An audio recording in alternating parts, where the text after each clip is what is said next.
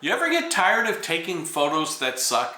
Like, you know what I mean? You go to that epic location, or you're at this incredible moment, or some special event, and you're shooting photos, and you get home, you can't wait to look at them, and you're excited, and you want to share them with other people, and then you realize they're not so great, and you're kind of embarrassed, and you'd rather just throw them away. I think I can help you change that. My name is Gary Mays, and I created PhotoApprentice as a channel for people like you and like me, as a place to learn how to shoot photos that make us smile, that are good, that we love to share, that capture memories, that, oh, they just don't suck. I've been shooting photos for over 45 years now.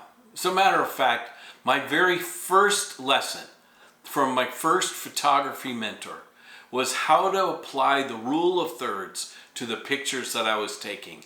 And so I want to start with that one. And by the way, if you watch till the end of the video, I want to show you the simplest tool I know for how to apply the rule of thirds to any photograph. Understanding the rule of thirds is simple. Just this. Imagine a tic-tac-toe grid overlaid over the frame of the picture you're trying to compose. Now, instead of taking a picture with your subject placed right in the middle of the frame, dead center, which, by the way, there's probably a reason we call it dead center, because instead of something dynamic, it's right dead center. Perfectly symmetrical, perfectly balanced, perfectly boring. Dead. So instead, the rule of thirds says, take this little mental grid and imagine your subject on one of those four intersections of the grid. Or place your subject on the vertical axis, either on the right or the left. You see, there's no magic secret about cameras that makes the rule of thirds work. It's how the human eye works. We like things that are dynamic, that imply movement, that are a little bit out of balance. We find too much symmetry to be static and boring. And so we're actually applying the same rules of painting and sculpture now to photography. And the rule of thirds helps you do that. So by the way, one other tip is, if you want to emphasize the sky, line the horizon with the bottom horizontal line. If you want to emphasize the foreground, align the horizon of your picture with the upper horizontal line of the grid. All right, let me show you some real pictures. So here's one of our little landmarks in the town where I live. It's our old water tower. Now, we gussied it up and we put lights on it, but it's just a water tower. But I gotta tell you, it's really something. And here's why this image works. We just overlay that imaginary rule of thirds right across the picture, and you realize the vertical line on the left lines up perfectly with the water tower, and the lower line gives us a horizon line right at the intersection between the blue and the orange of the sky. Here's another picture. I love this little guy. He's a grizzly cub at a local rescue place not so far from us.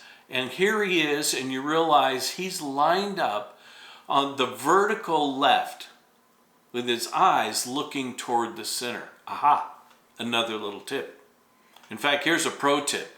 Anytime you have a subject who is moving or looking in a certain direction, you want to try and position your photo so the gaze or the movement of your subject is toward the larger part of your camera frame, so that they're moving into the picture. All right? Let me show you another one. I love this one of these swans. And I realized if I overlay the lines of the rule of thirds, all of a sudden I realize what it is about this picture that I love. The forward swan, his face, the front part of his body is right on that vertical line. And his eyes are right at the intersection of the upper horizontal line. The lower horizontal line coincides with the bulk of his body and the other swan in the background is pretty close to that second or that upper corner intersection. Here's one more. Here he is lined up on the right vertical, but his gaze is to the left, and as a result, you find yourself wondering, what is he staring so intently at? The curiosity of the picture and his intensity are conveyed by his placement in the frame. Make sense? Okay, so here's your assignment. Your assignment for the next week is to go shoot 50 photos trying to apply the rule of thirds. Create still lifes. Take pictures of what sits on your desk. Why don't you take pictures of your car, pictures of your dog, pictures of your lunch. Take a picture of the mop or the broom in your house if you want. While you're at it, I want you to take pictures that deliberately avoid the rule of thirds and then compare the differences. Just see what you learn by putting it into practice. Be patient. Master one micro skill first. Master the rule of thirds. And then what we'll do is we'll layer another micro skill on top of it, and another one on top of that, and another one on top of that in the weeks to come. All right, makes sense? Now, you know how this works. So you like this video, boom, hit the subscribe button. That way you'll be notified whenever there's anything that comes up. And the algorithm works in its little magic way so that other people like you are going to be notified of the video too. So that's just a win-win. While you're at it, you know some other people that are just eager to have their photos not suck. So why don't you share a link to this video with them? Tell them what you found and let them have some fun while you're at it. Here you go. Now, I promised, if you watch till the end, I would share with you one secret tool for applying the rule of thirds to any photo that you have. Here it is. It's the crop tool. Now, most people think of that crop tool as a way to get closer on a subject that they want to emphasize. I want to suggest the best use of the crop tool is a way to adjust the composition of your photo, especially as a way to apply the rule of thirds.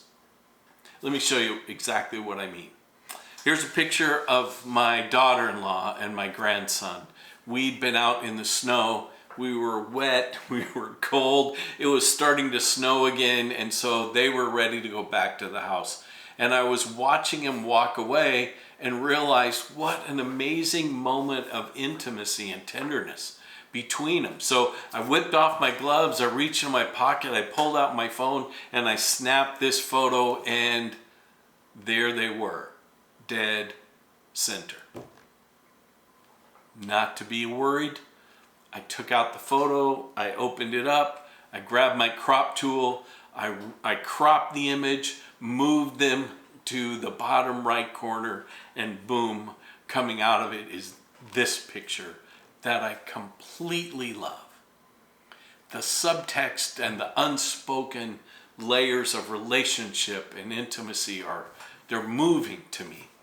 Now, maybe you like it, maybe you don't, but that's how the crop tool works. It's just amazing. So I'm going to leave you to go experiment with that. So go have some fun, take 50 pictures, apply the rule of thirds and see how it goes. My next video, we're going to talk about sunlight and how the sun can become your friend and not your enemy in daylight photos. All right, good luck, go give it a shot.